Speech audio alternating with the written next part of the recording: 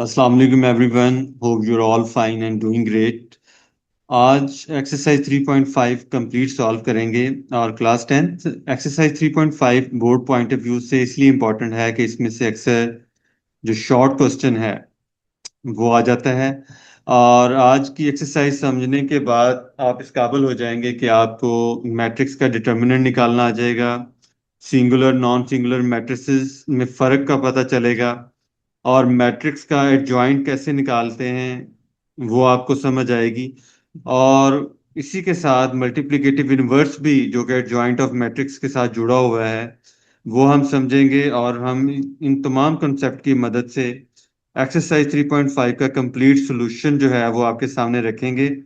और class 10 video के नीचे डिस्क्रिप्शन में टाइम कोड्स दिए हुए हैं, जिसकी मदद से आप वीडियो की कंप्लीट जो टाइमलाइन है वो देख सकते हैं और अपनी पसंद का जो क्वेश्चन है वो डायरेक्ट अब टाइमलाइन पे जाके समझ सकते हैं। Class 10, let's start today lesson.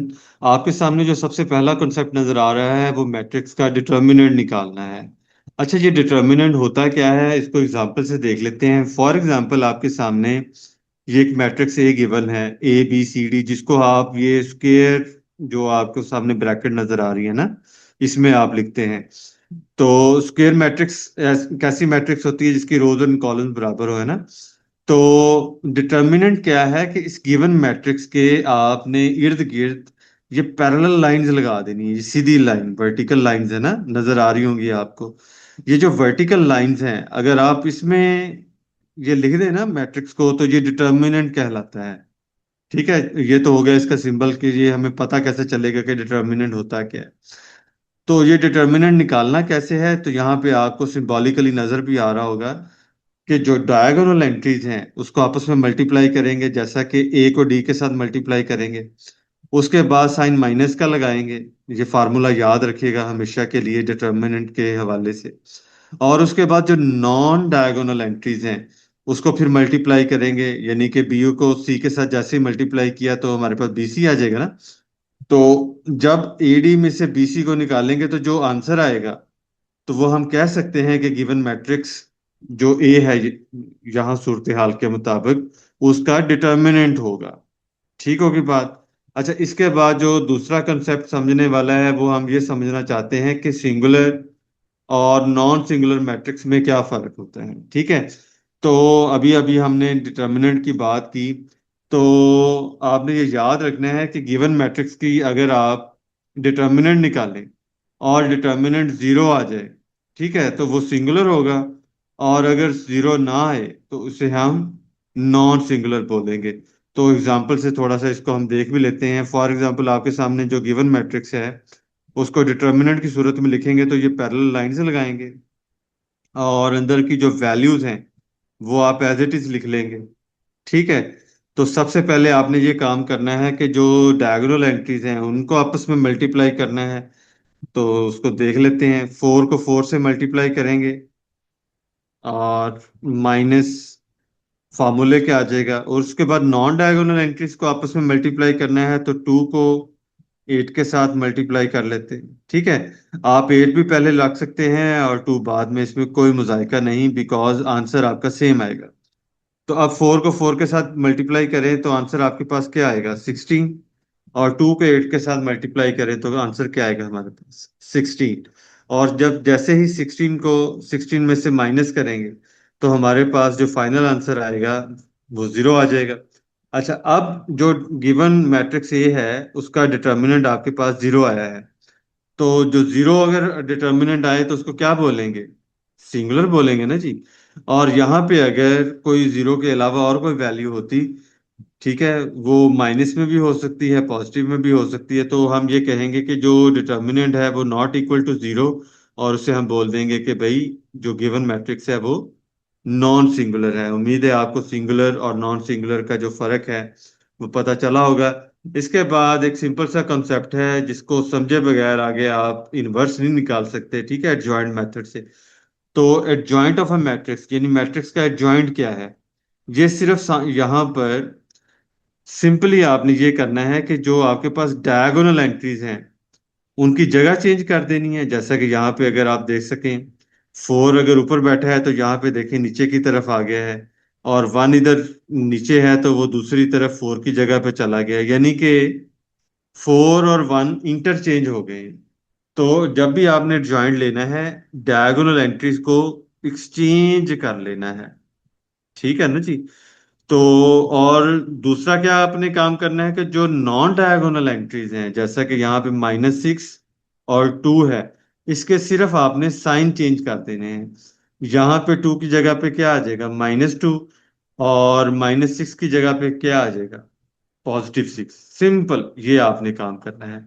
तो अभी मैं आपको समरी दे देता हूँ कि एडजॉइंट में क्या है कि जो डायगोनल एंट्रीज हैं उसकी जगह चेंज करनी है, और नॉन डायगोनल एंट्रीज की आपने साइन चेंज कर देने हैं। इसके बाद मल्टीप्लिकेटिव इनवर्स जो है, नॉन सिंगुलर मैट्रिक्स, ऐसी मैट्रिक्स जिसका डिटर्मिनेंट 0 ना हो, उसी का खैर मल्टीप्लिकेटिव इनवर्स आएगा, वो हम अगले स्टेप पे समझेंगे भी। ठीक है, तो उसकी बात कर लेते हैं।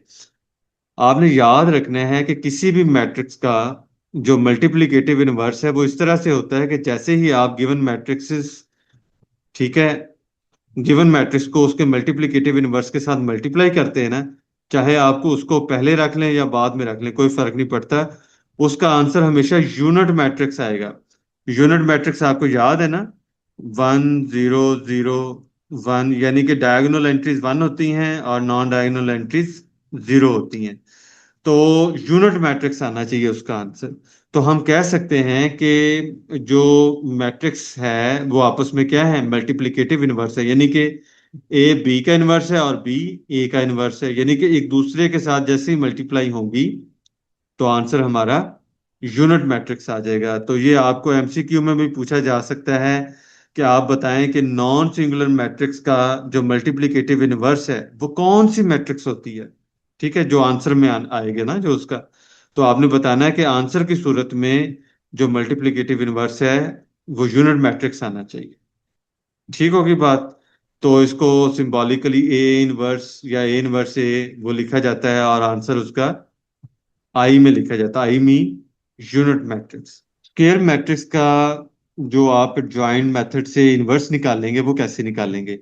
फॉर एग्जांपल आपके पास गिवन मैट्रिक्स ए है जिसकी entries A B C D है, और ये लाजमन नॉन सिंगुलर होनी चाहिए, ठीक है, क्योंकि अगर सिंगुलर होगी तो ए इनवर्स एग्जिस्ट ही नहीं करेगा। कैसे, वो अभी मैं आपको बता देता हूँ, बस ये फार्मूला आपने याद रखना है कि ए इनवर्स निकलेगा is equal to adjoint A divided by determinant of A. आप देखें ना कि अगर ये आपका जो डिटर्मिनेंट है ये 0 हो जाए, तो एडजॉइंट कोई भी हो, तो अगर डिनोमिनेटर में 0 बैठा हो तो कैलकुलेटर से भी आप अगर निकाल के देखेंगे ना तो आपको समझ आएगी कि वो आपका आंसर जो है वो नहीं निकलेगा, एरर आएगा उसमें, ठीक है ना जी। तो यहाँ पर याद रखना है कि आपने कि डिटर्मिनेंट जो है वो नॉन जीरो होना चाहिए, मतलब जो मैट्रिक्स है वो डिटर्मिनेंट जो है उसका वो नॉन सिंगुलर होना चाहिए। ठीक होगी बात।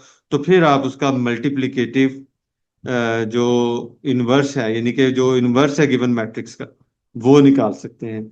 और ये जो इनवर्स है, जब गिवन मैट्रिक्स ए के साथ उसको मल्टीप्लाई करेंगे तो वो यूनिट मैट्रिक्स ही आएगी। ठीक है, आगे जो एक्सरसाइज की क्वेश्चंस हैं उसमें हम इसको डिटेल से समझेंगे। तो नीचे एक बड़ा सा करके आपको एक पॉइंट नजर आ रहा है जो कि आपकी बुक में भी पीछे दिया हुआ है, कि ये याद रखना है जो भी मैंने बात की, कि सिंगुलर मैट्रिक्स का जो इनवर्स है, सिंगुलर मैट्रिक्स कौन सी होती है कि जिसका डिटर्मिनेंट 0 आ जाए, उसका इनवर्स नहीं एग्जिस्ट करेगा, ए इनवर्स एग्जिस्ट नहीं करेगा। क्लास 10th एक्सरसाइज 3.5 का जो पहला क्वेश्चन है वो ये है कि find the values of each of the determinant. ये जो नीचे डिटर्मिनेंट्स दिए हुए हैं इनका आपने वैल्यू या आंसर निकालना है, तो निकाल लेते हैं इसमें। सबसे पहले हमारे पास जो डिटर्मिनेंट है इसको लेट्स सपोज हम ए बोल देते हैं। तो इसके साथ हम पैरेलल लाइन लगा देंगे, और जो गिवन वैल्यूज हैं वो हम लिख लेते हैं 10 5 4 6।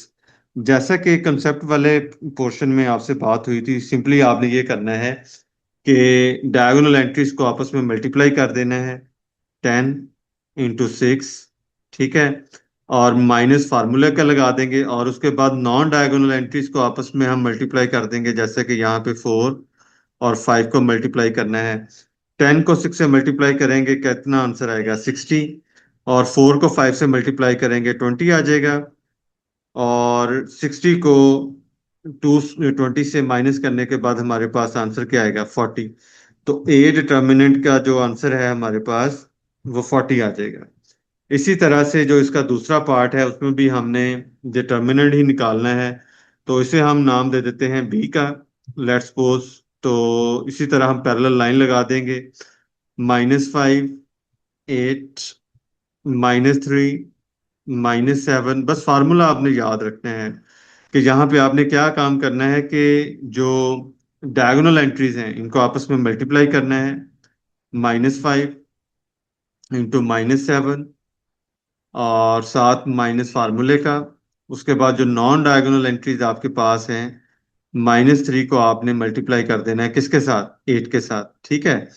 तो साइन का यहाँ पे खास ख्याल रखिएगा। माइनस माइनस पॉजिटिव होता है। 7 को 5 से मल्टीप्लाई करेंगे, 35 आ जाएगा। माइनस साइन जो है ये आपका फार्मूले का है। और माइनस प्लस क्या होगा? माइनस। तो थोड़ा सा आपको समझाने के लिए इसको भी मैं ब्रैकेट के अंदर ही लिख लेता हूँ। 8 3 ज़ा 24। ठीक है। और यहाँ पर 35, माइनस को माइनस से मल्टीप्लाई करेंगे, पॉजिटिव आ जाएगा, 24। स्टूडेंट्स ज्यादातर साइन ही का मसला करते हैं, मिस्टेक करते हैं, जिसकी वजह से जो फाइनल आंसर है वो करेक्ट नहीं आता।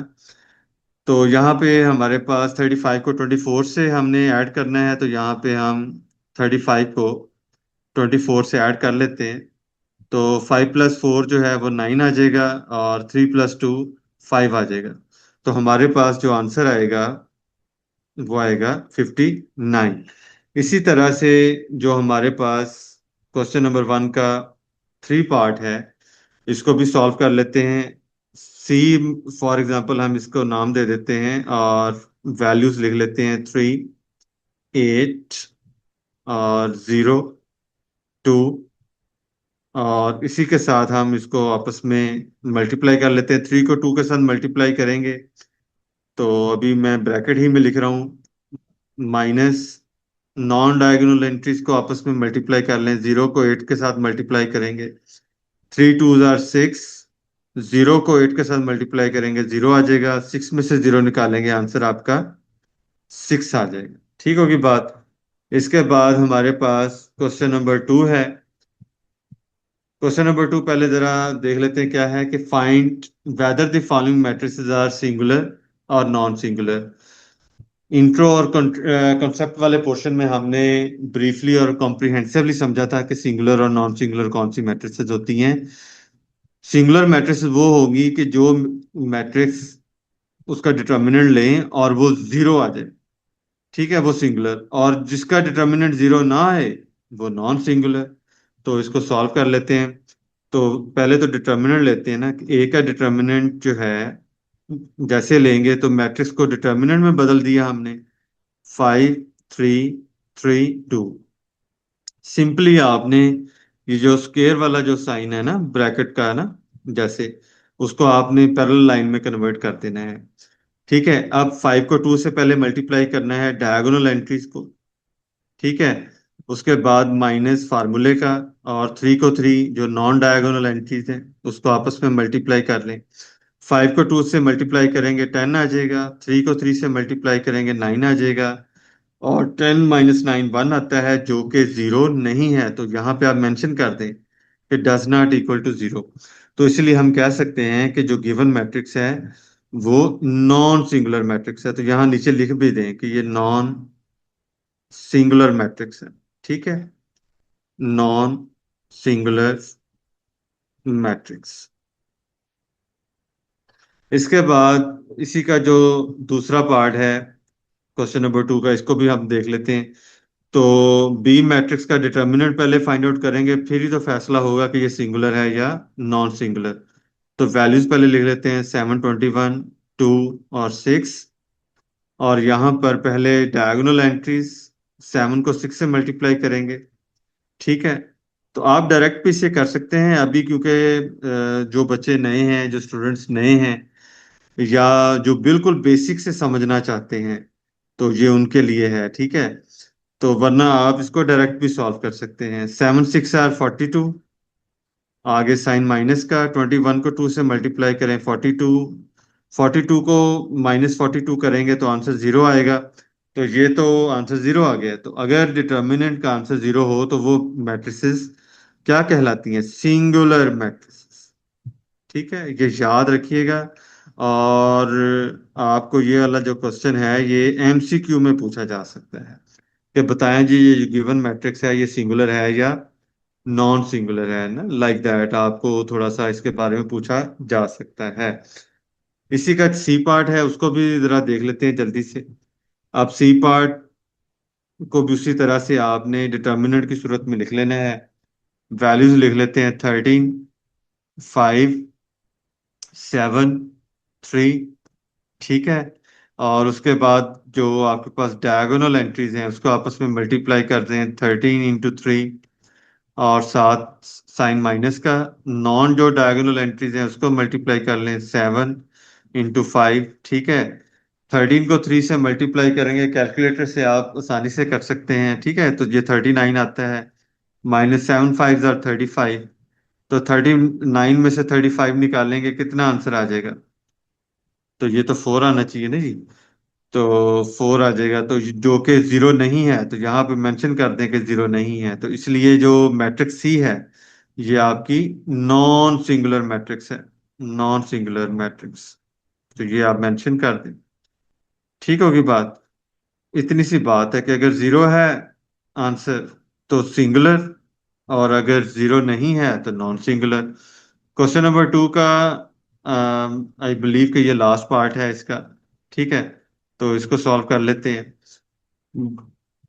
डी का डिटर्मिनेंट लेते हैं और उसके बाद फैसला करते हैं कि ये जो वैल्यू है, ठीक है, मैट्रिक्स की, ये सिंगुलर है या नॉन सिंगुलर। तो 2 0 0 0 वैल्यूज लिख ली हैं, 7 पैरेलल लाइंस लगा दी हैं, ठीक है। अब पहले आप जो डायगोनल एंट्रीज हैं उसको आपस में मल्टीप्लाई करें। 2 को 0 से मल्टीप्लाई करें, जीरो। ठीक है। -0 को 0 से मल्टीप्लाई करेंगे, जीरो। अब मैंने डायरेक्ट किया है क्योंकि पिछले जो तीनों क्वेश्चन हैं वो आपको मैंने स्टेप बाय स्टेप सारा समझाया है, ठीक है। तो 0 को 0 से हम माइनस करेंगे तो आंसर जीरो आ जाएगा। क्योंकि डिटर्मिनेंट का आंसर जीरो है, इसलिए हम ये कहेंगे कि जो गिवन मैट्रिक्स है वो सिंगुलर है। ठीक है। और अगर आंसर जीरो ना आता तो हम क्या लिखते? बता सकते हैं? डेफिनेटली नॉन सिंगुलर लिखते हैं, ठीक है। तो इसके बाद हमारा जो नेक्स्ट क्वेश्चन है, क्वेश्चन नंबर 3 है, जिसमें आपको एक गिवन मैट्रिक्स ए गिवन है, और उन्होंने बताया है कि जो जो मैट्रिक्स है ये सिंगुलर है, यानी इसका डिटर्मिनेंट लेंगे तो वो जीरो होगा। ठीक है। तो इसकी मदद से आपने क्या फाइंड आउट करना है? तो एक्स, तो ये प्रॉपर्टी, सिंगुलर मैट्रिक्स की प्रॉपर्टी यूज करके आपने एक्स की वैल्यू निकालनी है। मतलब आपने ये जो गिवन मैट्रिक्स है इसका डिटर्मिनेंट जो है वो जीरो के अगेंस्ट कर लेना है, क्योंकि वो सिंगुलर है ना। तो उसके बाद उसकी वैल्यू आ जाएगी। कैसे आएगी? तो वो इस तरह से आएगी कि अकॉर्डिंग टू गिवन कंडीशन आपने एक मैट्रिक्स जो है वो कंस्ट्रक्ट कर लेनी है, और उसके अंदर वैल्यूज लिख लें, एक्स, 6, 5 और 15। ठीक है। क्योंकि गिवन मैट्रिक्स सिंगुलर है तो इसको हम जीरो के बराबर रख सकते हैं। उम्मीद है आपको बात समझ आ रही होगी। तो क्योंकि ये डिटर्मिनेंट है तो इसको हम सॉल्व कर लेते हैं। 15 को x से मल्टीप्लाई करेंगे, 15x। अब यहाँ पर मैं आपके लिए डायरेक्ट क्योंकि मल्टीप्लाई कर रहा हूँ, इसलिए कि पहले मैंने आपको step by step question number 1 में डिटेल से डिटर्मिनेंट समझा दिया है, तो इसलिए आपने अब आपको डायरेक्ट जो है वो करना आना चाहिए, ठीक है। अब नॉन डायगोनल एंट्रीज को आपस में मल्टीप्लाई करेंगे तो 5 को 6 से मल्टीप्लाई करेंगे, आंसर क्या आ जाएगा? 30। क्योंकि हमने x की वैल्यू निकालनी है तो बाकी वैल्यूज को दूसरी तरफ ले जाते हैं। -30 राइट हैंड साइड पे आके +30 हो जाएगा, और लेफ्ट हैंड साइड पे हमारे पास 15x बच जाएगा। क्योंकि हमारी जो मुद्दा है, डिजायर है, वो x को निकालना है, तो x के साथ 15 मल्टीप्लाई हो रहा है, तो दूसरी तरफ ये क्या हो जाएगा, डिवाइड हो जाएगा। ठीक है, तो आप कैलकुलेटर इसको आसानी से कर सकते हैं। और वैसे भी आपको नजर आ रहा है 15 1 15 एंड 15 2 30, तो एक्स की वैल्यू क्या आ जाएगी, 2 आ जाएगी। ठीक है, तो सिर्फ आपको समझाने की गर्ज से कि ये जो आंसर है आपका करेक्ट आया है, आप गौर करें कि यहाँ पे जो एक्स है इसकी जगह पे 2 पुट करें। 15 को 2 से मल्टीप्लाई किया, यहाँ पे 30 आ जाएगा ना। और यहाँ पे पहले ही 30 है, तो 30 को 30 से माइनस करेंगे तो आंसर क्या आएगा, 0। तो इसका मतलब ये है कि आपका जो आंसर है वो करेक्ट है। आप यहीं पे अपना जो आंसर है वो कंफर्म कर सकते हैं। ये वाला क्वेश्चन भी आपको एमसीक्यू में आ सकता है। अच्छा जी, अब हम चलते हैं जी क्वेश्चन नंबर 4 की तरफ, जो कि बड़ा चुन्ना मुन्ना सा क्वेश्चन है, लेकिन इनवर्स फाइंड आउट करने के लिए ये फाउंडेशन है। एंड इसमें आपने एडजॉइंट फाइंड आउट करने हैं गिवन मैट्रिसेस के। एडजॉइंट कैसे फाइंड आउट करते हैं कि जो डायगोनल एंट्रीज है इसकी जगह चेंज कर देते हैं, और नॉन डायगोनल एंट्रीज की आप क्या करते हो, साइन चेंज करते हैं। तो कर लेते हैं इसको। अब पहले ए मैट्रिक्स का एडजॉइंट फाइंड आउट करते हैं, एडजॉइंट ऑफ ए। तो यहां पर आपने मैट्रिक्स की शक्ल बरकरार रखनी है। डी को इधर ले आए ए की जगह पर, और ए की जगह डी आ गया, और डी की जगह पे ए आ जाएगा। और जो नॉन डायगोनल एंट्रीज हैं उनके साथ जो साइन है वो चेंज हो जाएंगे। तो इस तरह से ये एडजॉइंट जो है ए का आ गया है। उसके बाद हम एडजॉइंट किसका निकालना चाहते हैं, बी का। तो इसी में भी इसी तरह से जो डायगोनल एंट्रीज हैं उनकी जगह चेंज कर दें। 5 की जगह पे 7 आ जाएगा, और 7 की जगह पर 5 आ जाएगा। और जो नॉन डायगोनल एंट्रीज हैं इनके साइन चेंज हो जाएंगे। -2 की जगह पे +2 आ जाएगा, और 3 की जगह पे -3 आ जाएगा। ठीक होगी बात। इसके साथ ही हम एडजॉइंट जो है वो सी का निकाल लेते हैं। एडजॉइंट सी का -3 की जगह पे 2 आ जाएगा, और 2 की जगह पे 3 आ जाए -3 आ जाएगा। तो -3 की जगह पे 2, और 2 की जगह पे -3। और जो नॉन डायगोनल एंट्रीज हैं उनकी जो साइन है वो चेंज हो जाएंगे। 5 -5 हो जाएगा, और -3 +3 हो जाएगा। इस तरह से आप जो है एडजॉइंट फाइंड आउट कर सकते हैं। क्वेश्चन नंबर 5 में हमने गिवन मैट्रिक्स का मल्टीप्लिकेटिव इनवर्स फाइंड आउट करना है। ठीक है, तो इसके लिए सबसे पहले हम ये करते हैं कि जो गिवन मैट्रिक्स है, जैसे कि यहाँ पे 5005 है, इसको हम सपोज कर लेते हैं कि ये ए के अगेंस्ट है। राइट, 5005 हमने एंट्रीज लिख ली हैं। मल्टीप्लिकेटिव इनवर्स फाइंड आउट करने के लिए सबसे पहले हम डिटर्मिनेंट फाइंड आउट करते हैं। अगर वो सिंगुलर होगा तो इनवर्स फाइंड आउट नहीं होगा, अगर नॉन सिंगुलर होगा तो फाइंड आउट हो जाएगा। ठीक है, तो यहाँ पर हम वैल्यूज लिख लेते हैं 5005। नेक्स्ट हम यहाँ पे डिटर्मिनेंट फाइंड आउट करने के लिए 5 को 5 से मल्टीप्लाई करेंगे तो 25 आ जाएगा। माइनस फार्मूले का 0 को 0 से मल्टीप्लाई करेंगे, हमारे पास 0 आएगा। 25 में से 0 को हम निकालेंगे तो हमारे पास 25 है, जो कि 0 के बराबर नहीं है। तो ये यानी कि नॉन सिंगुलर मैट्रिक्स है, तो यानी कि इसका मतलब है कि इसका ए इनवर्स एग्जिस्ट करता है। ठीक है, तो क्योंकि ए इनवर्स का जो फार्मूला है हमने कॉन्सेप्ट में समझा था, वो एडजॉइंट और डिटर्मिनेंट दोनों की मदद से हम फाइंड आउट करते हैं। डिटर्मिनेंट तो हमने निकाल लिया है, तो हम यहाँ पर एडजॉइंट भी निकाल लें ताकि हम इनवर्स आसानी से निकाल सकें। अब एडजॉइंट ऑफ ए क्या होगा, ये हमारे पास जो गिवन मैट्रिक्स है यहाँ पर जो डायगोनल एंट्रीज हैं इसको एक्सचेंज कर लेंगे। क्योंकि ये एंट्री सेम है तो इसलिए आपको ऐसे लगेगा कि इसमें कोई चेंजेस नहीं आई। बहरहाल इनको अगर आप एक्सचेंज करेंगे तो वैल्यूज वही आ जाएंगी। और non singular non diagonal entries जो हैं उनके साइन चेंज कर देंगे। क्योंकि एंट्री 0 है तो इनके साइन जो है वो चेंज करने से फर्क नहीं पड़ता, तो इसलिए आप इसको 0 ही रख लें। इसके बाद आप फार्मूला यहाँ पे मेंशन कर दें कि ए इनवर्स यानी कि मल्टीप्लिकेटिव इनवर्स का फार्मूला क्या है। ये आपने याद रखना है, adjoint of given matrix divided by determinant of that matrix. ठीक है, तो अब यहाँ पर हमने फार्मूला लिखने के बाद अब इसकी जो वैल्यूज हैं वो पुट कर देते हैं। क्योंकि हम ए इनवर्स फाइंड आउट करने जा रहे हैं। एडजॉइंट ऑफ ए की जो वैल्यूज हैं वो हम लिख लेते हैं 5, 0, 0, 5। और ये डिवाइड हो रहा है डिटर्मिनेंट ऑफ ए जो है उसके साथ, और डिटर्मिनेंट हमने कितना निकाला था 25, तो वो 25 लिख लें। अब ये जो 25 है, क्योंकि ये एडजॉइंट के साथ डिवाइड हो रहा है, तो यहाँ पर आप इसको बारी बारी सबके साथ डिवाइड कर दें, ठीक है। तो यहाँ पे 5 डिवाइडेड बाय 25, 0 डिवाइडेड बाय 25, और नीचे भी 0 डिवाइडेड बाय 25, और लास्ट में कौन सी वैल्यू है 5 डिवाइडेड बाय 25। तो यहाँ पर आप मैट्रिक्स जो है को क्लोज कर लें, और डिवाइड करने के बाद देखें कि कौन सी वैल्यूज आपस में कॉमन फैक्टर से डिवाइड होती हैं, तो डिवाइड करके तो आप फाइनल आंसर ले आए। अब 5 1 5, 5 5 25, तो ये यहाँ पर क्या बन जाएगा 1/5। जीरो को किसी भी वैल्यू से डिवाइड करें आंसर क्या आता है 0। इसी तरह से नेक्स्ट रो के अंदर 0 को 25 से डिवाइड करेंगे 0 आ जाएगा। और यहाँ पर भी वैसे ही 5 1 5, 5 5 25, तो 1/5 आ जाएगा।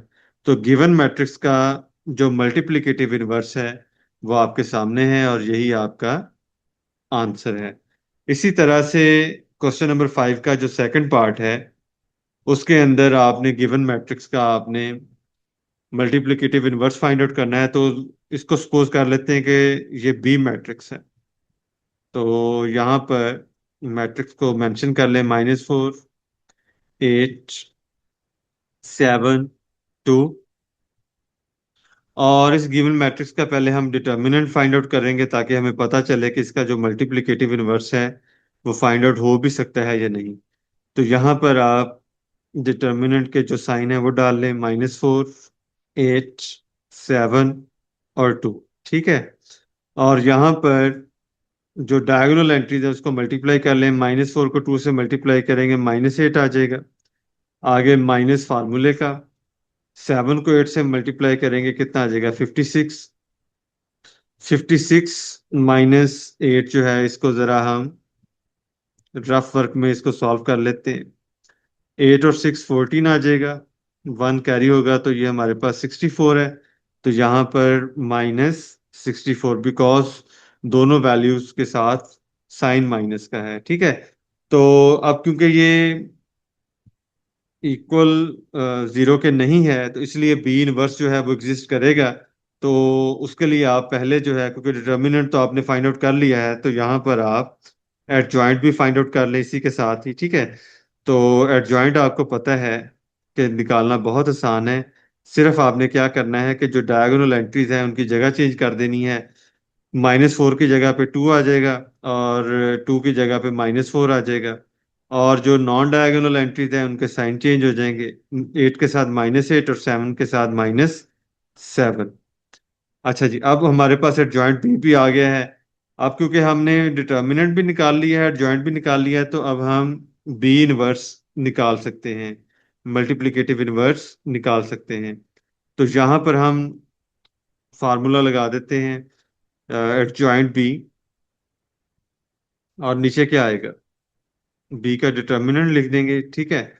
अब यहाँ पर एडजॉइंट बी की वैल्यू ऊपर लिख देते हैं 2, -8 और -7, -4। और ये क्योंकि डिवाइड किससे हो रहा है डिटर्मिनेंट ऑफ बी के साथ, वो हमने निकाला था -64, ठीक होगी बात। अब यहाँ पर जो बी इनवर्स है आप इस तरह से निकालेंगे कि यहाँ पे डिनोमिनेटर में -64 जो पड़ा है वो तमाम के साथ आप उसको डिवाइड कर देंगे। तो डिवाइड कर देते हैं इसको। तो यहाँ पर 2 डिवाइडेड बाय -64 आ जाएगा। नेक्स्ट आ जाएगा -8 डिवाइडेड बाय -64, और नीचे -7/-64, और लास्ट में -4/-64 आ जाएगा, ठीक है। और ब्रैकेट क्लोज कर लें। इसके बाद आपने किसी कॉमन फैक्टर के साथ आपने इनको कट करना है, और आप अपना फाइनल आंसर लेकर आ जाएंगे। तो बी इनवर्स आ जाएगा जी। यहाँ पर अब देखें, टू वन जार टू, वन आ जाएगा। और नीचे 64 है तो टू थ्री जार सिक्स, टू टू जार फोर, माइनस साइन वैसे ही रहेगा। यहाँ पर माइनस माइनस से कैंसिल हो जाएगा तो वैल्यू पॉजिटिव में ही आएगी। एट वन जार एट एंड एट एट जार 64, तो ऊपर वन आ जाएगा, नीचे क्या आ जाएगा, एट आ जाएगा। ठीक है। अच्छा जी, अब नीचे जो है यहाँ पर सिर्फ माइनस माइनस से कटेगा, पॉजिटिव रहेगा, क्योंकि 7 और 64 के दरमियान कोई भी कॉमन फैक्टर नहीं है, तो इसको एज इट इज लिख लेंगे। अच्छा जी, अब लास्ट में माइनस माइनस से कटेगा, पॉजिटिव ही रहेगा। फोर वन जार फोर एंड फोर वन जार फोर, टू कैरी होगा 24, तो फोर सिक्स जार 24, तो ये नीचे 16 आ जाएगा। तो कैलकुलेटर से आप इसको इजीली कर सकते हैं, ठीक है ना जी। अच्छा जी, अब यहाँ पर बी इनवर्स हमने फाइंड आउट कर लिया है। और अब हमारा जो तीसरा इसका पार्ट है क्वेश्चन नंबर 5 का, उसको कर लेते हैं। अब इसको हम सी के अगेंस्ट पुट कर लेते हैं। ठीक है। आप कोई भी नंबर ले सकते हैं, ए बी सी, अपनी मर्जी से। ठीक है। तो यहाँ पर वैल्यूज 40, 8, 5 और 2। उसी तरतीब से आप पहले इसका डिटर्मिनेंट निकालें और देखें क्या ये सिंगुलर, ये तो नहीं है। सिंगुलर होगी तो इनवर्स फाइंड आउट ही नहीं हो सकता, नॉन सिंगुलर होगी तो इनवर्स फाइंड आउट होगा। ठीक है। तो यहाँ पर 40 को 2 से मल्टीप्लाई करेंगे तो आंसर कितना आएगा, 80। दरमियान में साइन माइनस का। 8 को 5 से मल्टीप्लाई करेंगे, 40 आ जाएगा। और 80 में से 40 निकालेंगे, 40 आ जाएगा आपके पास, जो कि जीरो नहीं है, यानी कि ये नॉन सिंगुलर मैट्रिक्स है। तो इसका इनवर्स आप फाइंड आउट कर सकते हैं। तो एडजॉइंट ऑफ सी, जो आपके पास डायगोनल एंट्रीज हैं उनकी आप जगह चेंज कर दें। ठीक है। और जो नॉन डायगोनल एंट्रीज हैं उनको आप साइन चेंज कर दें। अब हमारे पास एडजॉइंट भी आ गया है और डिटर्मिनेंट भी है, तो हम यहाँ पर फार्मूला जो है वो लगा सकते हैं। तो यहाँ पे गिवन मैट्रिक्स सी का जो इन्वर्स है वो सी इन्वर्स होगा।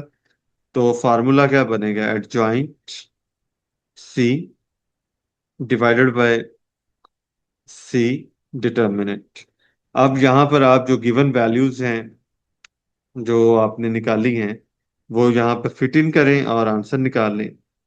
ठीक है। एडजॉइंट सी यहाँ पे आपको ऊपर नजर आ रहा है, 2, -8, -5 और 40 होगा। और डिवाइड किससे हो रहा है ये, डिवाइड ये डिटर्मिनेंट सी है जो कि 40 है आपके पास। अब ये जो 40 डिटर्मिनेंट आपने डिनोमिनेटर में लिखा है, ये ऊपर मैट्रिक्स में तमाम वैल्यूज के साथ डिवाइड हो जाएगा, 2/40। आगे क्या आएगा, -8/40। और नीचे क्या बनेगा, -5/40। ठीक है। और लास्ट में वैल्यू क्या बनेगी हमारे पास, 40/40। तो अब हम यहाँ पर कॉमन फैक्टर के साथ वैल्यूज को कट कर लेते हैं। टू वन ज़र टू, और 20 को 2 से मल्टीप्लाई करें तो 40 आता है, तो यहाँ पे 1/20 आ जाएगा। ऊपर साइन माइनस का है तो माइनस का साइन ही रहेगा। 8 1 ज़र 8, 8 5 ज़र 40, तो 1/5 आ जाएगा। ठीक है। माइनस का साइन एज इट इज रहेगा। अब यहाँ पे भी माइनस का साइन रहेगा, ठीक है, क्योंकि नीचे पॉजिटिव है ऊपर नेगेटिव है, तो नेगेटिव बरकरार रहेगा। 5 1 ज़र 5, 5 8 ज़र 40, तो यहाँ पे 1/8 आ जाएगा। लास्ट में 40 40 से कैंसिल होगा तो आंसर क्या आएगा, 1। तो ये आपका फाइनल आंसर है सी इनवर्स के लिए। ठीक होगी बात। अब क्वेश्चन नंबर 5 का जो पार्ट 4 है, उसमें हमने इसको डी के अगेंस्ट जो है वो सपोज कर लेते हैं। और वैल्यूज लिख लेते हैं यहाँ पे, 3, 5। और यहाँ पर नेक्स्ट जो वैल्यूज है, 5, -3। पहले डिटर्मिनेंट फाइंड आउट करते हैं। डिटर्मिनेंट फाइंड आउट करने के लिए वैल्यूज को पैरेलल लाइंस के अंदर हम लिख लेते होते हैं। ठीक है। बस साइन का खास ख्याल रखना है। और यहाँ पर 3 को -3 से मल्टीप्लाई करेंगे -9, माइनस फार्मूला का आ जाएगा 5 5 जार 25, क्योंकि दोनों वैल्यूज माइनस की हैं तो नेगेटिव ही रहेगा, और जो वैल्यूज हैं वो पॉजिटिव आ जाएगी। 25 में 9 आप ऐड करेंगे तो ये कितना आ जाएगा, 34 आ जाएगा। ठीक है ना जी। और ये जीरो के इक्वल नहीं है, तो इसका मतलब है कि वैल्यू जो है गिवन मैट्रिक्स की वो नॉन सिंगुलर है, तो इसका इन्वर्स आप फाइंड आउट कर सकते हैं। डिटर्मिनेंट आपने फाइंड आउट कर लिया है, तो अब एडजॉइंट की बारी है।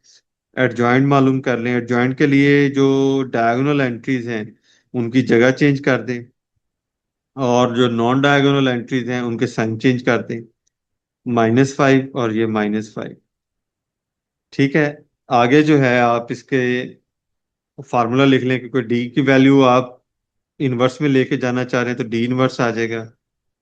तो फार्मूला क्या है, गिवन मैट्रिक्स का आप एडजॉइंट ले लेते हो और उसी का आप डिटर्मिनेंट लेते हैं। तो आप वैल्यूज पुट करके हम फाइनल आंसर निकाल लेते हैं। एडजॉइंट जो है उसकी वैल्यू क्या है, -3, -5, नीचे -5 और साथ 3 आ जाएगा। और डिनोमिनेटर में आप डिटर्मिनेंट डी -34। अब तमाम वैल्यूज जो हैं ऊपर वाली वो -34 के साथ डिवाइड होंगी, तो डिवाइड कर देते हैं जी। -3 divided by -34, -5 divided by -34, -5 divided by -34, और लास्ट में वैल्यू हमारे पास है 3/- -34। सबके साथ आपने -34 से डिवाइड कर लिया है। अब लास्ट में कॉमन फैक्टर के साथ आप डिवाइड कर दें और फाइनल आंसर ले आए। अब देखें 3 और 34 में कोई भी कॉमन फैक्टर नहीं है, तो उसे एज इट इज लिख देंगे, लेकिन क्योंकि साइन ऊपर नेगेटिव है नीचे भी नेगेटिव है, तो नेगेटिव नेगेटिव से कटेगा तो आंसर पॉजिटिव आएगा। और यहाँ पर आप 3/34 लिखेंगे।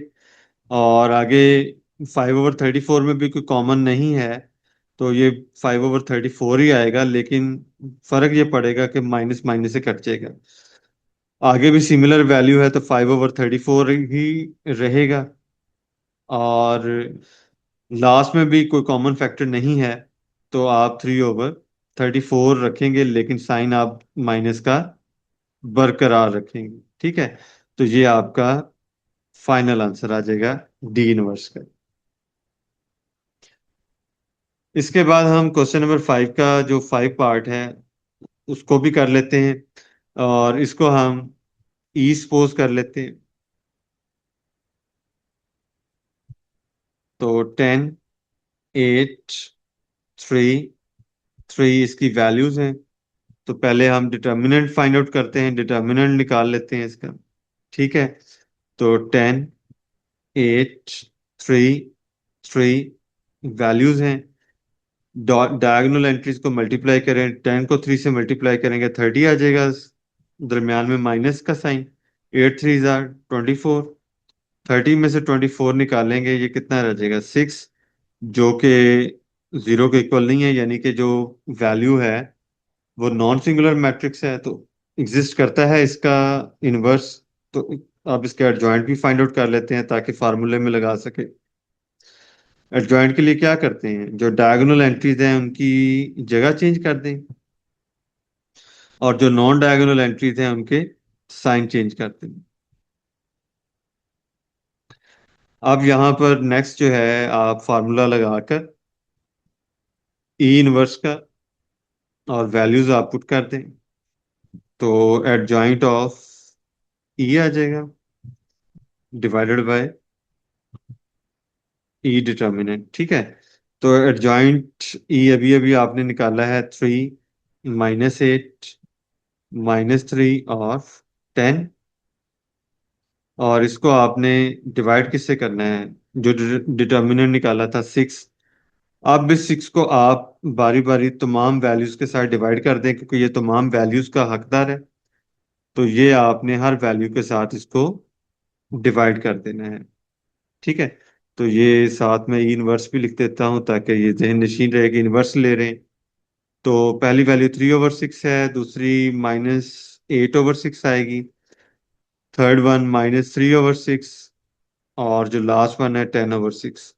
अब तमाम वैल्यूज को कॉमन फैक्टर के साथ आप डिवाइड कर दें। ठीक है, 3 1 3, 3 2 6, तो ये 1/2 आ जाएगा। सेकंड वन, ये 2 पर जाएगा, 2 4 8, 2 3 3 6, तो ये -4/3 आ जाएगा।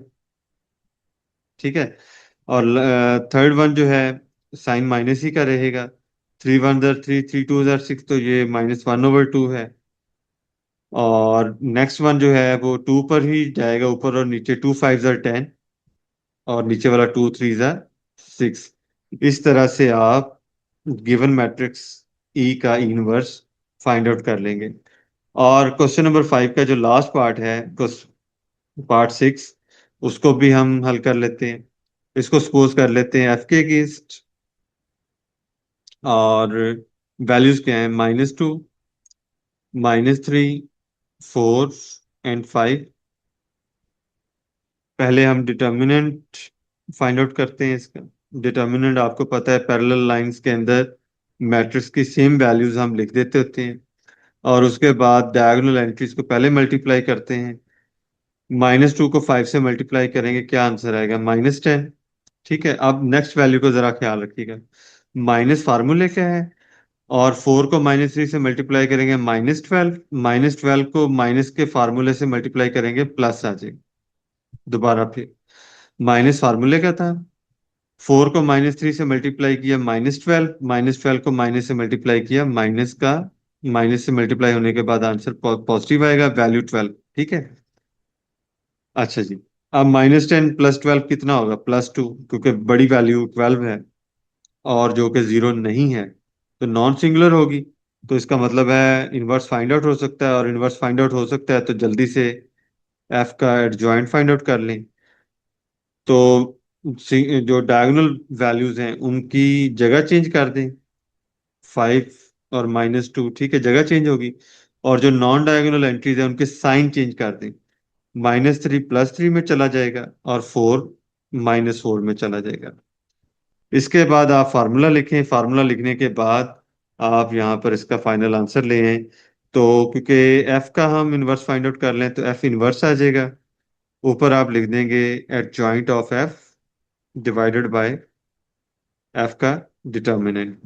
तो यहाँ पर एडजॉइंट एफ अभी अभी फाइंड आउट किया है, 5 3 -4 -2, और इसको डिवाइड कर देंगे, जो डिटर्मिनेंट आपने फाइंड आउट किया था, 2। ठीक है, अब ये 2 तमाम वैल्यूज के साथ जो है क्या हो जाएगा, डिवाइड हो जाएगा। ऊपर जो एडजॉइंट हमने निकाला हुआ है, तो उसको हम डिवाइड कर देते हैं।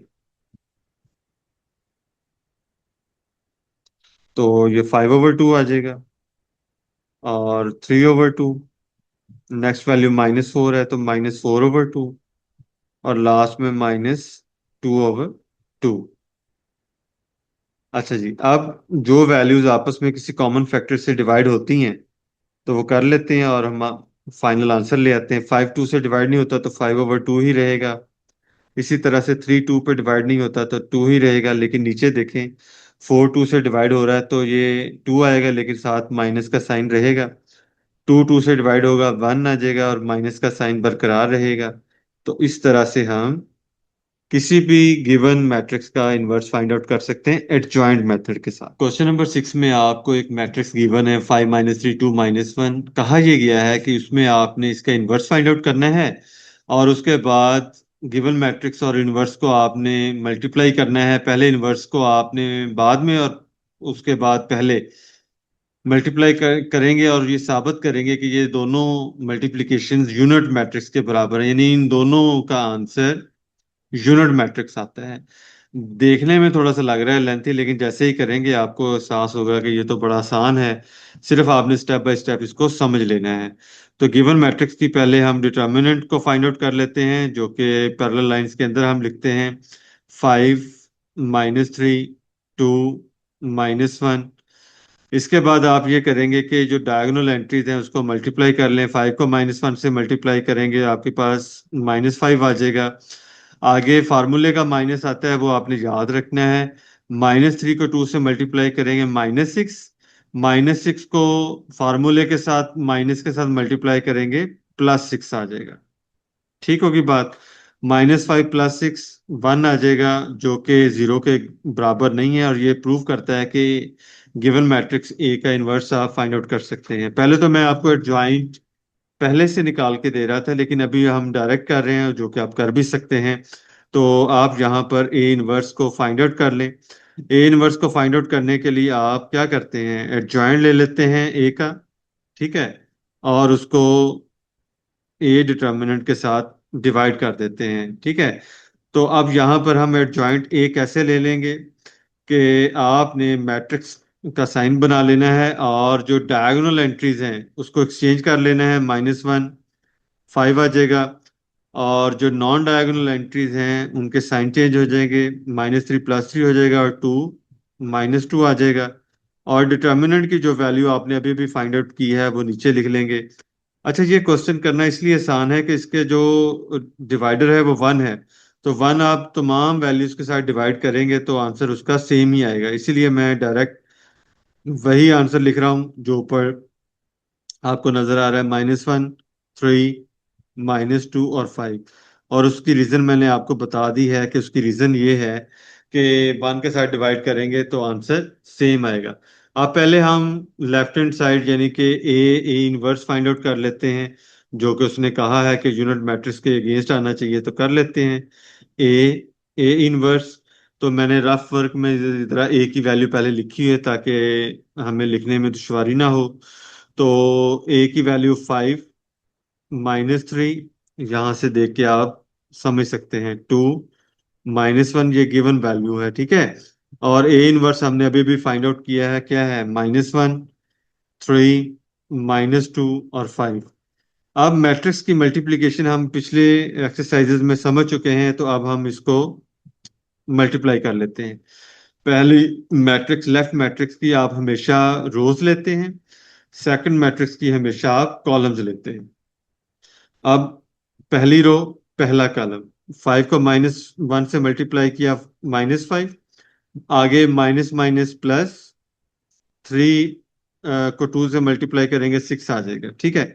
अब दूसरी रो पहला कॉलम, 2 को -1 से मल्टीप्लाई किया -2, माइनस माइनस प्लस आ जाएगा, और साथ वैल्यू 2 की आ जाएगी। अब चलते हैं पहला कॉलम, क्योंकि आपने अब कंप्लीट कर लिया, अब दूसरे कॉलम की तरफ चलते हैं।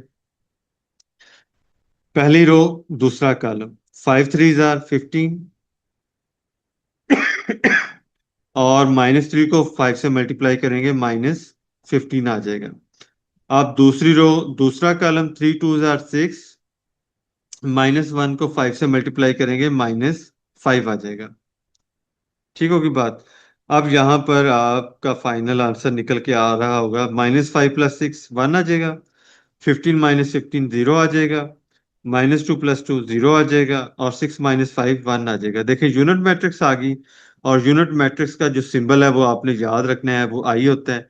ठीक है। और जो इसकी लेफ्ट हैंड साइड है वो हम लिख भी लेते हैं, ए इनवर्स, और यहाँ पर इसका जो साइन है और इक्वेशन हम 1 डाल लेते हैं। ठीक है। उसके बाद हमने, क्योंकि A inverse A find out करना है, तो उसको भी लिख लेते हैं, ए इनवर्स ए, यानी ए इनवर्स की वैल्यू पहले आपने लिख लेनी है। ए इनवर्स की वैल्यू ये वाली है ना, -1 -2 3 और 5। और उसके बाद आप जो है ए की वैल्यू लिखेंगे, और ए की वैल्यू आपको साइड पे भी नजर आ रही है, ऊपर भी ये नजर आ रही होगी आपको। 5 -3 2 -1। ठीक है। अब इसको भी हम मल्टीप्लाई करके देख लेते हैं कि क्या ये हमारा आंसर जो है ये यूनिट मैट्रिक्स आता है कि नहीं आता। लेफ्ट मैट्रिक्स की हमने रोज लेनी है, राइट मैट्रिक्स की कॉलम। पहली रो पहला कॉलम, -1 को 5 से मल्टीप्लाई किया -5, 3 को 2 से मल्टीप्लाई किया +6 आ जाएगा। साइन का खास ख्याल रखना है। दूसरी रो पहला कॉलम, -2 को 5 से मल्टीप्लाई करेंगे -10, और 5 को 2 से मल्टीप्लाई करेंगे +10। उसके बाद ही, क्योंकि पहला कॉलम आपका मुकम्मल हो गया, अब दूसरे कॉलम की तरफ चलते हैं। पहली रो दूसरा कॉलम, -1 को -3 से मल्टीप्लाई करेंगे +3, 3 को -1 से मल्टीप्लाई करेंगे -3। अब दूसरी रो दूसरा कॉलम, -2 को -3 से मल्टीप्लाई करेंगे +6 आ जाएगा, और 5 को -1 से मल्टीप्लाई करेंगे -5 आ जाएगा। इस तरह से आपका ये मल्टीप्लिकेशन का जो प्रोसीजर है कंप्लीट होने वाला है। और -5 +6 +1, 3 को 3 से माइनस करेंगे 0 आ जाएगा, -10 +10 सबको पता है 0 होता है। 6 को 5 से माइनस करेंगे तो 1 आ जाएगा। तो ये भी तो यूनिट मैट्रिक्स आ गई है। ठीक है, तो ये आंसर किसका आया था? ए इनवर्स ए का। तो ये तो प्रूव हो गया है। तो ये इक्वेशन 1 और 2 की मदद से आप नीचे लिख सकते हैं कि फ्रॉम इक्वेशन 1 एंड 2 हम ये कह सकते हैं कि ए इनवर्स, पहले हमने ए इनवर्स लिया था तो पहले वो लिख लेते हैं, और बाद में ए इनवर्स ए लिया था, और दोनों का जो आंसर है वो यूनिट मैट्रिक्स है। तो ये हमने प्रूव कर दिया है। इसके बाद इसी कॉन्सेप्ट को लेकर चलते हुए आगे हमने क्वेश्चन नंबर 7 सॉल्व करना है, जिसमें आपको दो मैट्रिसेस गिवन है और ये आपने शो करना है, show that the following matrices are multiplicative inverse of each other, कि ये जो दोनों मैट्रिसेस हैं एक दूसरे का मल्टीप्लिकेटिव इनवर्स हैं। और उसके लिए आपको पता है कि आंसर क्या आना चाहिए मल्टीप्लिकेटिव इनवर्स का? Unit matrix. पहले हम ए को बी के साथ मल्टीप्लाई करेंगे तो उसका आंसर यूनिट मैट्रिक्स लेके आएंगे, और उसके बाद बी को पहले रखेंगे, ए को बाद में रखेंगे। ठीक है, तो यहाँ पे मैंने सपोज कर लिया पहले ही कि पहले वाली मैट्रिक्स ए के बराबर है, दूसरी बी के। तो अब इसको हम सीधा इसको मल्टीप्लाई करते हैं ए को बी के साथ। अगर तो ये यूनिट मैट्रिक्स आ गई तो समझ लीजिएगा कि जो बी है वो ए का मल्टीप्लिकेटिव इनवर्स है। तो वैल्यूज पुट कर देते हैं, 2 -1 -3 2, और उसके बाद बी की वैल्यू पुट कर देते हैं, वो है 2 1 3 2। ठीक है, और मल्टीप्लिकेशन आपको आती है, पहली रो पहला कॉलम। ठीक है, 2 को 2 से मल्टीप्लाई करेंगे 4 आ जाएगा, -1 को 3 से मल्टीप्लाई करेंगे -3 आ जाएगा। लेफ्ट मैट्रिक्स की हमेशा रोज लेते हैं, राइट मैट्रिक्स के कॉलम। -3 को 2 से मल्टीप्लाई करेंगे -6, 3 को 2 से मल्टीप्लाई करेंगे +6। उसके बाद आपके पास पहली रो दूसरा कॉलम, 2 1 जार 2, -1 को 2 से मल्टीप्लाई करेंगे -2। दूसरी रो दूसरा कॉलम, -3 को 1 से मल्टीप्लाई करेंगे -3, 2 को 2 से मल्टीप्लाई करेंगे +4। तो यहाँ पर अब आपके पास ए बी का आंसर निकल के आ रहा है। 4 को -3 करेंगे 1, 2 -2 0 होता है, -6 +6 0 होता है, -3 +4 1 होता है। तो ये आपके पास तो यूनिट मैट्रिक्स आ गई है। ठीक है, तो ये साबित हो गया कि बी जो है वो ए का मल्टीप्लिकेटिव इनवर्स है। अब हम इसका उल्ट करते हैं, कैसे कि बी को पहले रख लेते हैं, ए को बाद में।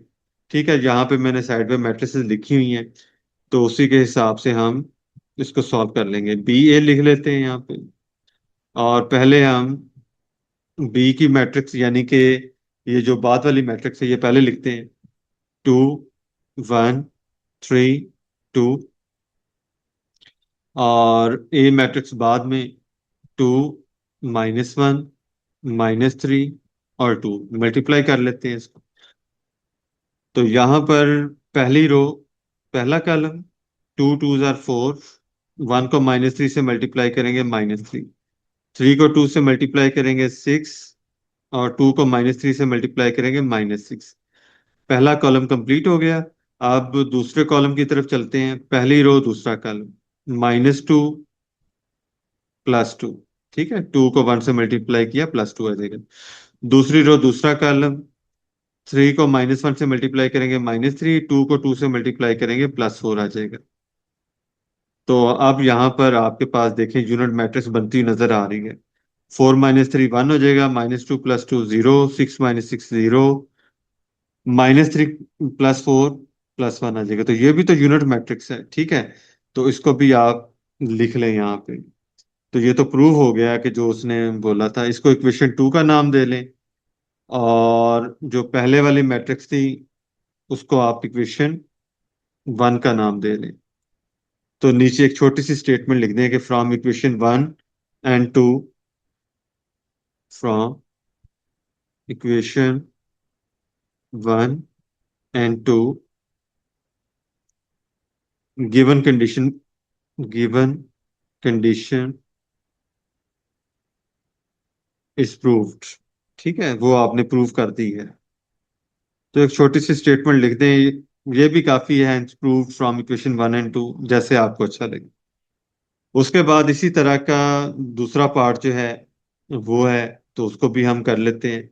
पहले हम ए को बी के साथ मल्टीप्लाई करते हैं और साबित करते हैं कि बी ए का मल्टीप्लिकेटिव इनवर्स है, क्योंकि जो आंसर है वो आपका यूनिट मैट्रिक्स आएगा, 4, 15, 2 और 8। और उसके साथ ही आप बी मैट्रिक्स लिख लें, 4, -1। ये जो फ्रैक्शन वाली वैल्यूज देखने में आ जाए तो इससे घबराना नहीं है। आप देखेंगे कि आप आसानी से इससे कर सकते हैं, अगर आपके पास कैलकुलेटर है तो बहुत ही आसानी से कर सकते हैं।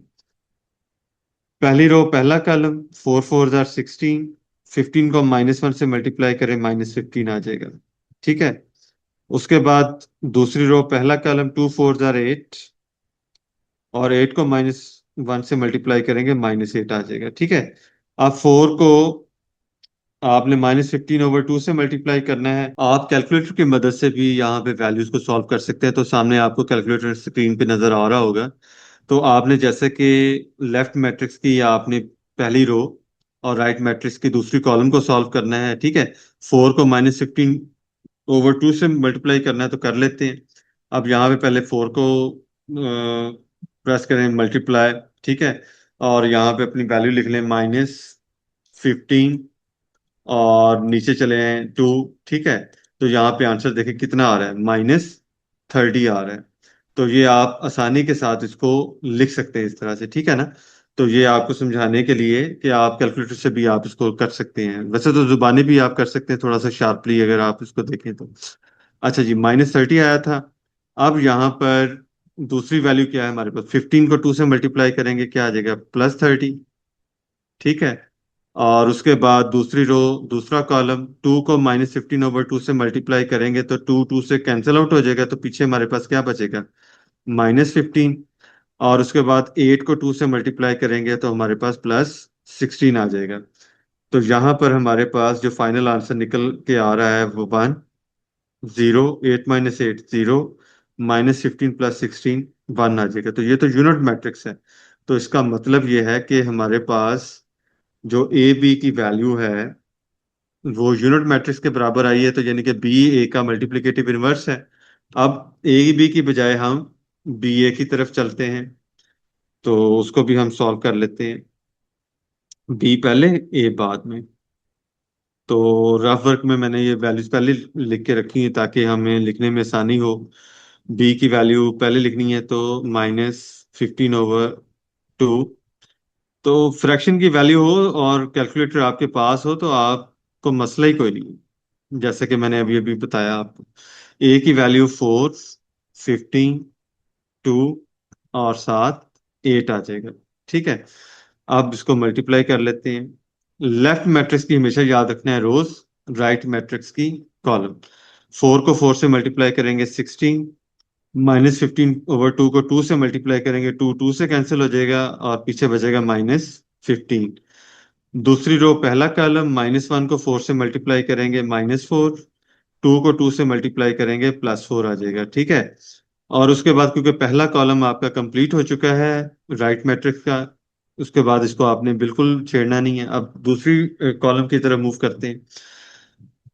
लेफ्ट मैट्रिक्स की पहली रो और इधर वाली मैट्रिक्स की दूसरा कॉलम, 4 को 15 से मल्टीप्लाई करेंगे, 60 आ जाएगा। ठीक है। और गौर कीजिएगा जरा, 15/2 को 8 से मल्टीप्लाई करेंगे, 2 4 जार 8 आ जाएगा, क्योंकि 2 इधर डिनोमिनेटर में, 8 ऊपर होगा। तो ये 4 आ गया इसका, तो 4 को 15 से मल्टीप्लाई करेंगे तो वो 60 आता है, और साइन कौन सा साथ, माइनस का। अच्छा जी, अब दूसरी रो दूसरा कॉलम, 15 को -1 से मल्टीप्लाई किया, -15। और आगे 2 को 8 से मल्टीप्लाई करेंगे, +16। अच्छा, ये जुबानी जुबानी बातें हो सकता है कि कुछ बच्चों को, कुछ स्टूडेंट्स को उस तरह से ना पहुंच रही हो, तो वो कैलकुलेटर का साथ इस्तेमाल कर सकते हैं, जैसा कि मैंने अभी आपको समझाया है। 16 को 15 से माइनस करेंगे 1, 60 से कट जाएगा 0, 4 से कट जाएगा 0, -15 + 16 1। तो ये भी हमारे पास क्या आ जाएगी, यूनिट मैट्रिक्स। और इसको आप इक्वेशन 2 का नाम दे दें और इसी से आप लिख दें कि from equation 1 and 2 given condition is proved. ठीक है, तो इस तरह से हमारा ये जो क्वेश्चन है ये कंप्लीट हो जाएगा। एक्सरसाइज 3.5 का जो लास्ट क्वेश्चन 8 है उसके दो पार्ट्स हैं। पहले हम पहला पार्ट करते हैं और दोनों पार्ट्स में बहरहाल आपने लेफ्ट हैंड साइड को राइट हैंड साइड के इक्वल प्रूफ करना है। यहाँ पर आपने स्टेप बाय स्टेप समझना है, तो इंशाल्लाह ये क्वेश्चन आपके समझ में आसानी से आ जाएगा। पहले हम ए बी को मल्टीप्लाई करेंगे और उसके बाद उसका इन्वर्स लेंगे, और राइट हैंड साइड पे पहले हम बी का इन्वर्स लेंगे फिर ए का इन्वर्स, फिर इन दोनों के आंसर को आपस में मल्टीप्लाई करेंगे और प्रूव करेंगे कि लेफ्ट हैंड साइड बराबर है राइट हैंड साइड के। लेफ्ट हैंड साइड आपके सामने नजर आ रही है और इसको ए और बी को हमने पहले मल्टीप्लाई करना है। ए की वैल्यूज -3 -2 5 और 6 हमने लिख ली हैं, और बी की भी वैल्यू 2 -1 -3 और 2 लिख लिया है। तो इसको पहले हम मल्टीप्लाई कर लेते हैं। तो मल्टीप्लाई करना आपको बेहतर पता है कि पहली रो को पहले कॉलम से मल्टीप्लाई करेंगे, -3 को 2 से मल्टीप्लाई करेंगे -6, -2 को -3 से मल्टीप्लाई करेंगे +6।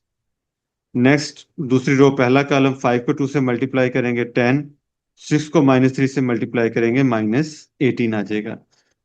पहला कॉलम कंप्लीट हो गया। अब दूसरे कॉलम की बारी। पहली रो दूसरा कॉलम, -3 को -1 से मल्टीप्लाई किया 3, और -2 को 2 से मल्टीप्लाई करेंगे -4 आ जाएगा।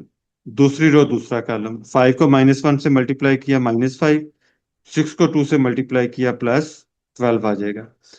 ब्रैकेट क्लोज कर लें और उसके बाद इसका जो आंसर आ रहा है वो आप देख लें।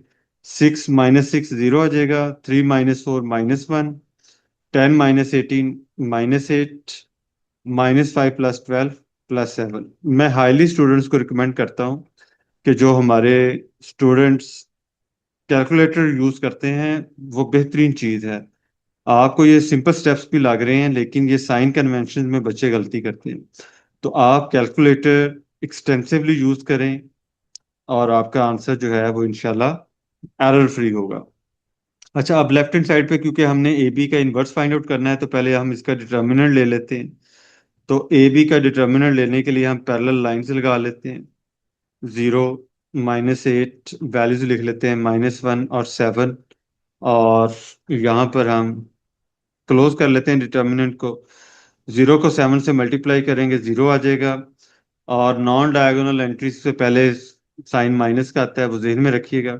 -8 को -1 से मल्टीप्लाई करें +8, तो यहाँ पर आपका जो आंसर आ रहा है वो -8 आ जाएगा।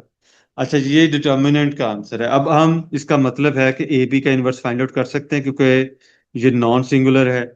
तो ए बी का इन्वर्स फाइंड आउट करने के लिए हम यहाँ पर इसका फार्मूला लिख लेते हैं। और यहाँ पे मैं क्योंकि एडजॉइंट जो है पहले हम अलहदा से फाइंड आउट करते आ रहे थे, यहाँ पे हम डायरेक्ट कर लेंगे। स्टेप एक हमारा बचेगा और हम आसानी के साथ अपनी जो वैल्यू है उसको लेकर आएंगे। ठीक है, अब ऊपर आपने एडजॉइंट ए बी लेना है, और एडजॉइंट आपको पता है कि डायगोनल एंट्रीज आप क्या करते हैं, रिप्लेस कर देते हैं एक दूसरे के साथ। तो यहाँ पे देखें, ए बी मैट्रिक्स के अंदर 0 की जगह पे 7 और 7 की जगह पे 0 लगा दें,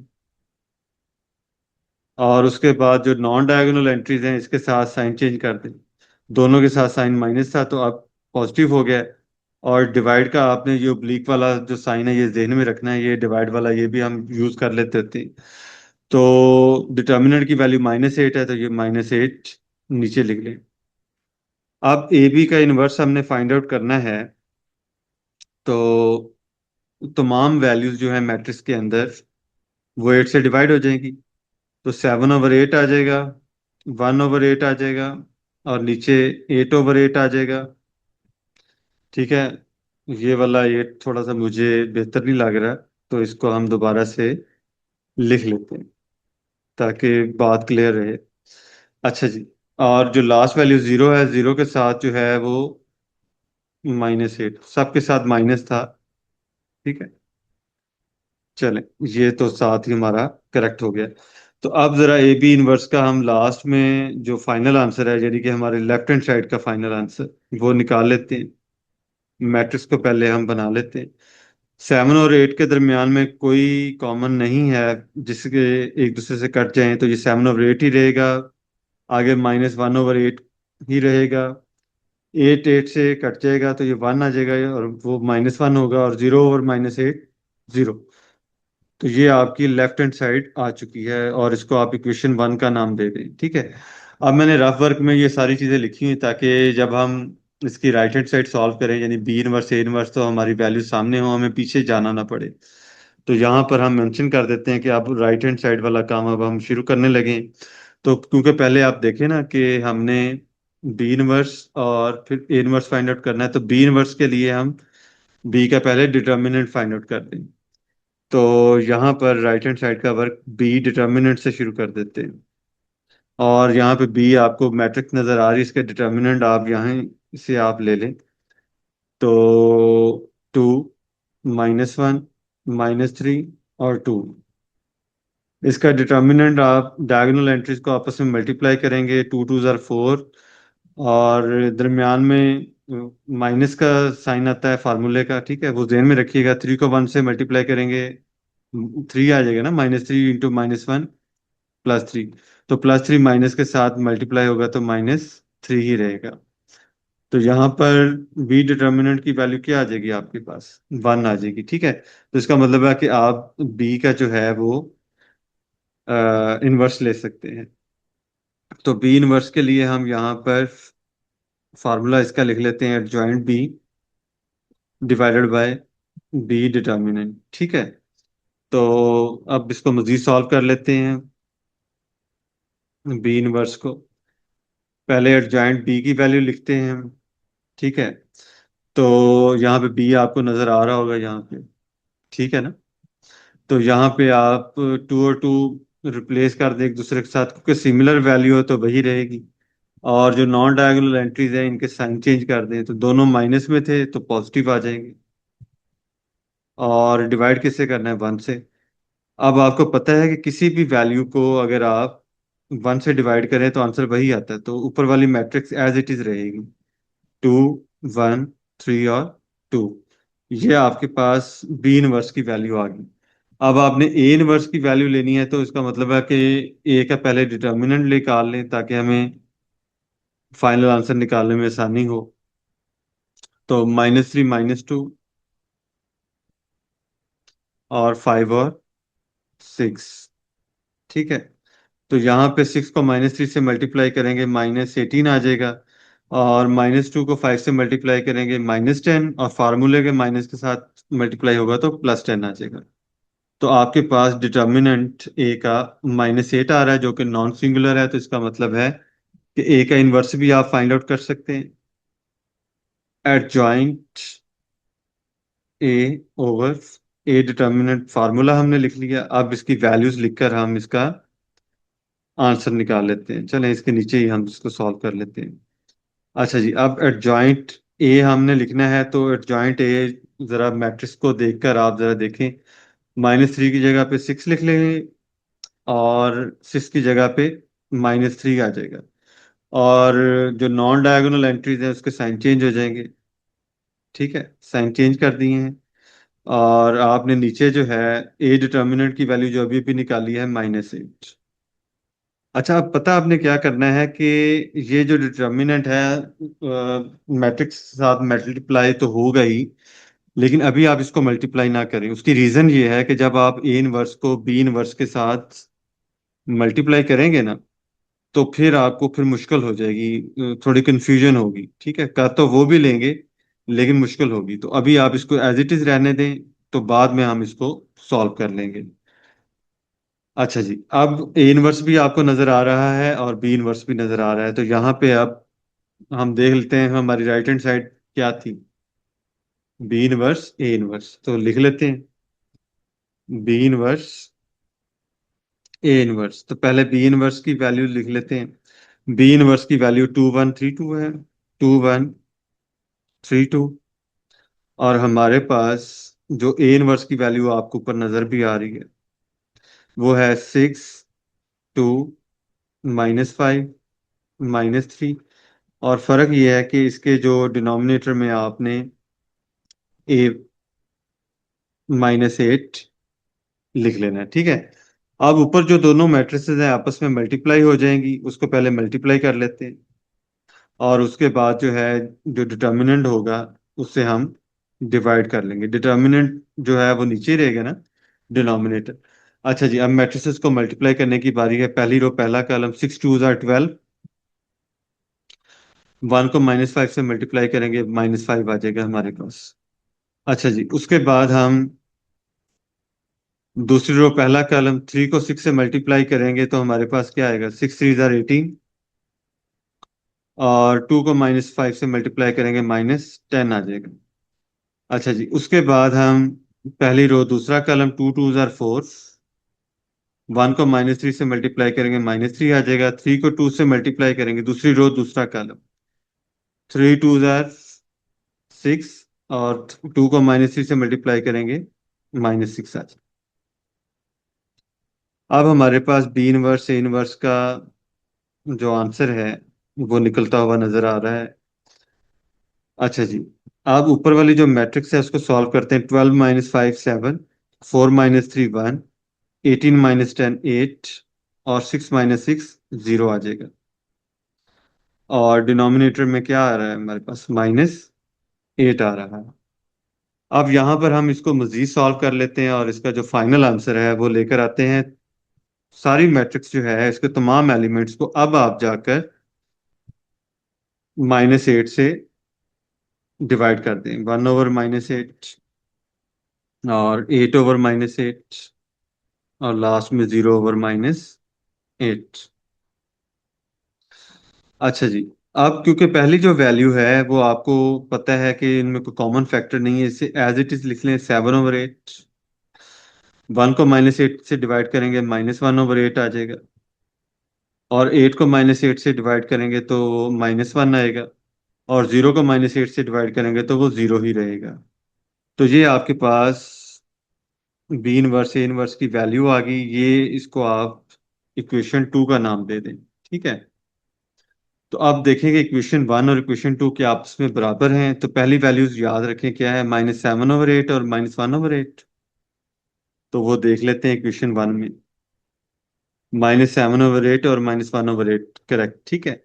और इसकी जो नीचे वाली वैल्यू क्या है, -1/0, वो भी देख लेते हैं कि वो -1/0 हमारी आई है या नहीं। तो ये देखें आप कि यहाँ पे आप क्लियरली देख सकते हैं कि -1 और 0 है। तो आप नीचे यहाँ पे लिख सकते हैं कि फ्रॉम 1 and 2, फ्रॉम 1 and 2, आप ये फिर कह सकते हैं कि हमने ये प्रूव कर दिया है। तो आप यहाँ पे फिर लिख दें, हैंस प्रूव्ड। तो ये आपका पहला पार्ट हो गया है। बिल्कुल सिमिलरली, सिर्फ वैल्यूज चेंज हैं। तो आपने 8 क्वेश्चन का जो दूसरे वाला पार्ट है, इसी तरह से आपने इसको हल करना है, ठीक है। तो इसको भी हल कर लेते हैं। पहले हम लेफ्ट हैंड साइड से स्टार्ट लेते हैं, और यहाँ पर ए को बी के साथ मल्टीप्लाई करते हैं, ठीक है। तो ए की वैल्यू हमारे पास 1280 है, और जो बी की वैल्यू है हमारे पास 0, -1, 5 और 2 है। मल्टीप्लाई कर लेते हैं। मल्टीप्लिकेशन आप जितनी करेंगे उतना ही आप इसको पुख्ता करते जाएंगे। पहली रो पहला कॉलम, 1 को 0 से मल्टीप्लाई किया, 0। 2 को 5 से मल्टीप्लाई किया, 10। दूसरी रो पहला कॉलम, 8 को 0 से मल्टीप्लाई किया, 0। 0 को 5 से मल्टीप्लाई किया, 0। पहली रो दूसरा कॉलम, 1 को -1 से मल्टीप्लाई किया, -1। 2 को 2 से मल्टीप्लाई किया, +4। दूसरी रो दूसरा कॉलम, 8 को -1 से मल्टीप्लाई किया, -8। और 0 को 2 से मल्टीप्लाई किया, 0। तो अब हमारे पास जो ए पी की वैल्यू निकल के आ रही है वो है 0 + 10 10, -1 + 4 ये 3 आ जाएगा। 0 + 0 0 ही रहेगा, -8 + 0 -8। तो ये आपके पास ए को बी के साथ मल्टीप्लाई करने पर वैल्यू आ गई। अब क्योंकि हमने ए बी का इनवर्स फाइंड आउट करना है तो पहले हम इसका डिटर्मिनेंट फाइंड आउट कर लेते हैं। तो डिटर्मिनेंट लेने के लिए हम जो पैरेलल लाइंस लगाते हैं आप बेहतर समझते हैं। और अब आप इसकी जो डायगोनल एंट्रीज हैं 10 को -8 से मल्टीप्लाई करेंगे -18। आगे फार्मूले का -3 को 0 से मल्टीप्लाई किया 0। -80 -0 कितना आएगा? -80 ही रहेगा। अब आपने ए बी का इनवर्स लेने के लिए यहाँ पर इसका फार्मूला लिखते हैं। फार्मूला क्या होगा? Adjoint A B divided by A B का डिटर्मिनेंट।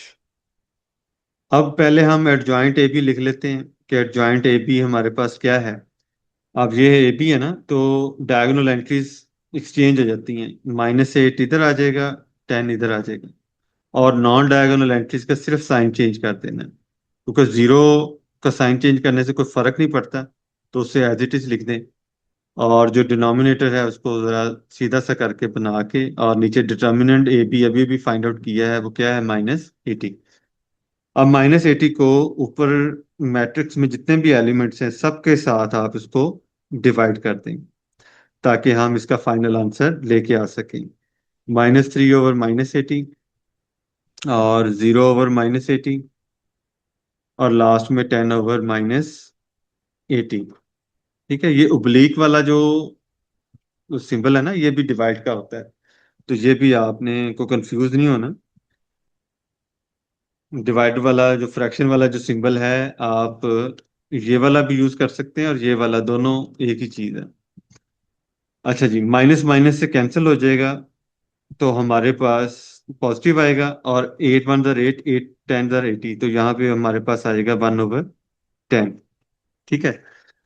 3 और 80 में कोई कॉमन नहीं है, तो ये 3/80 एज इट इज रहेगा। माइनस माइनस से कट जाएगा, तो वो पॉजिटिव बन जाएगा। जीरो जिससे भी डिवाइड हो तो आंसर जीरो ही आता है। 10 1 10, और नीचे जो है 10 8 80, लेकिन साइन साथ जो है वो माइनस का रहेगा।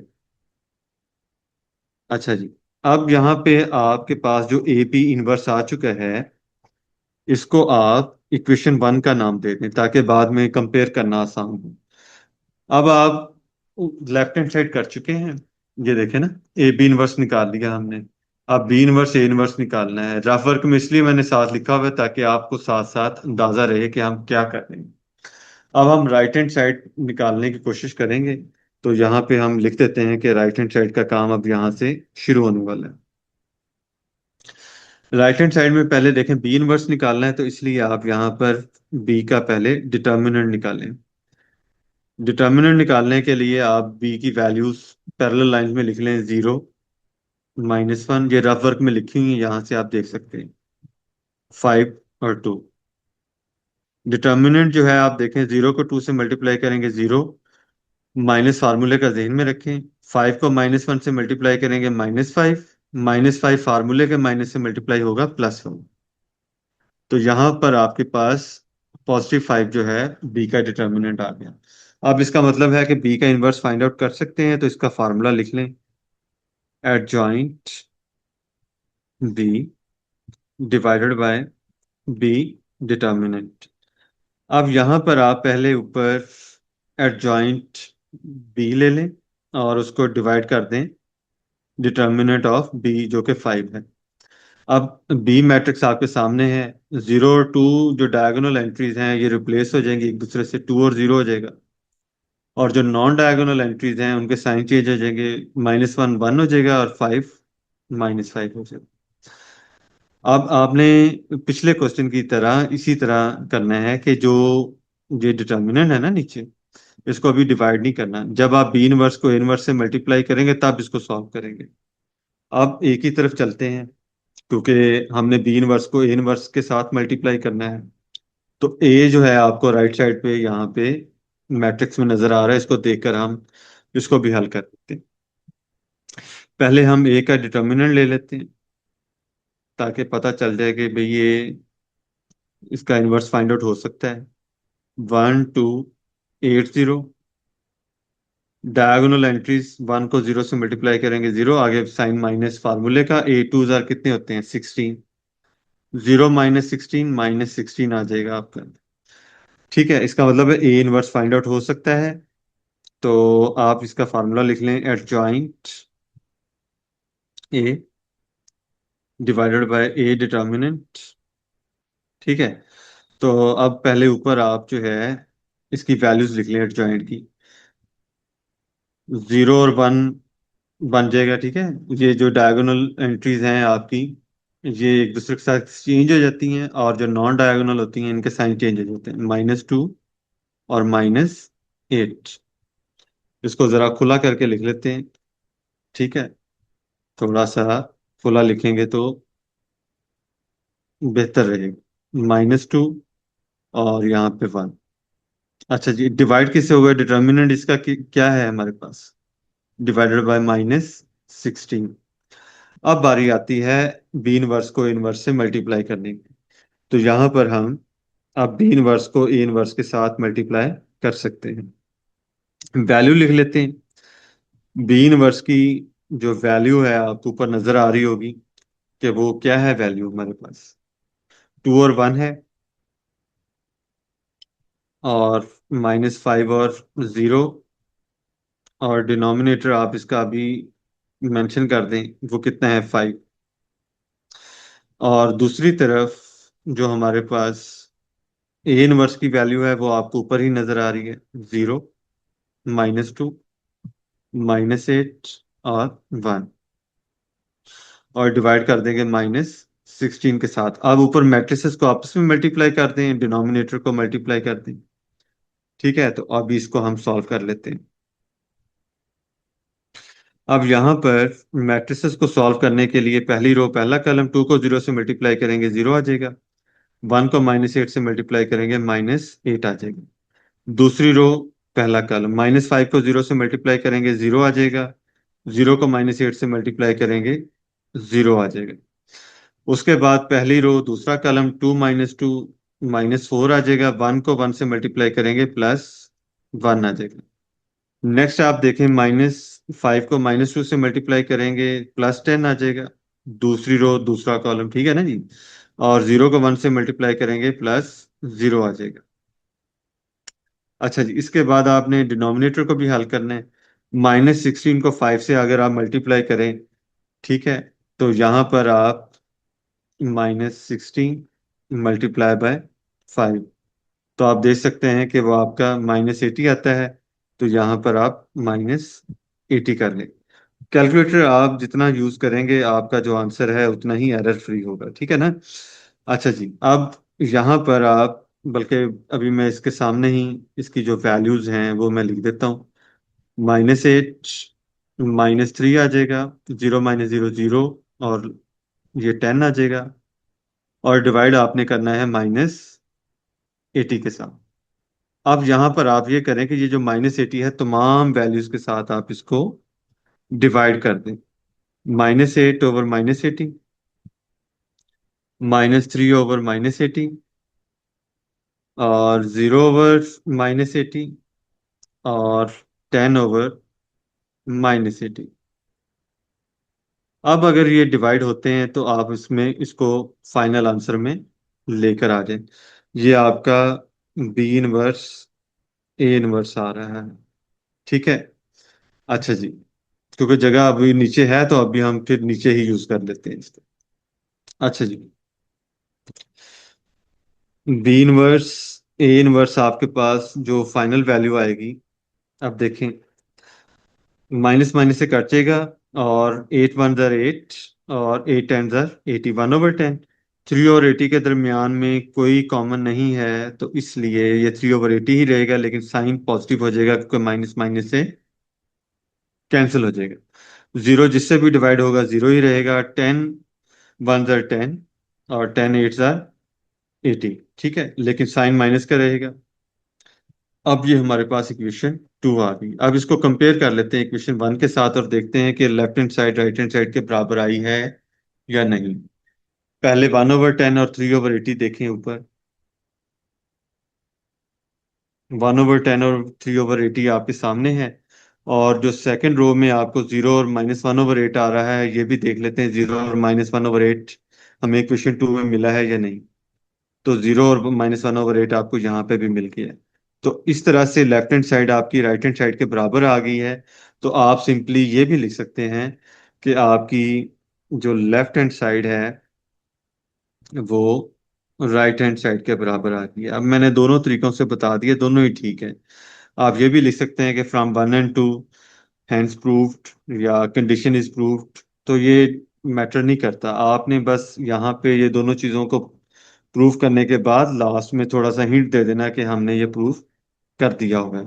तो ये आज की हमारी एक्सरसाइज कंप्लीट होगी है। उम्मीद है आप तक कंप्लीट बात पहुंची होगी। अस्सलाम वालेकुम।